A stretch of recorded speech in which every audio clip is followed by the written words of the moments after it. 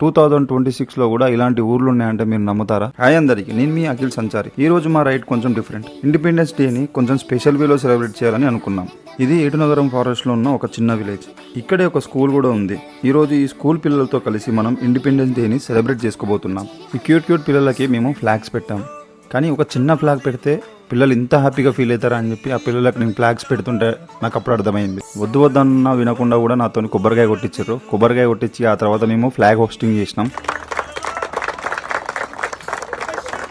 Flag hosting అయిపోయాక చిన్నపిల్లల్ని లోపల కూర్చోబెట్టి స్వీట్స్ బోంది ఇచ్చాం. అక్కడ కూర్చొని ఆ పిల్లలతో మేము చాలాసేపు మాట్లాడడం, చాలా మింగిల్ అయ్యాం. అండ్ ఆ పిల్లలు కూడా చాలా ఫ్రెండ్లీ అయిపోయారు మాతోటి. అయితే మేము ఈ స్కూల్కి రానికి మెయిన్ పర్పస్ ఏంటంటే మమ్మల్ని స్కూల్ వాళ్ళు కొన్ని డొనేషన్స్ అడిగారు. సో మేము బుక్స్ అవి ఇద్దాం అనుకున్నాం, కానీ వాళ్ళు బుక్స్ వద్దు, మాకు బుక్స్ ఆల్రెడీ వేరే వాళ్ళు డొనేట్ చేశారు. మాకు lunch boxes, plates and water bottles ఇవి హెల్ప్ చేయండి చాలు అని అన్నారు. సో పిల్లలకి బాయ్ చెప్పి మేము అక్కడ ఊరిని ఎక్స్ప్లోర్ చేయడానికి వెళ్ళాం.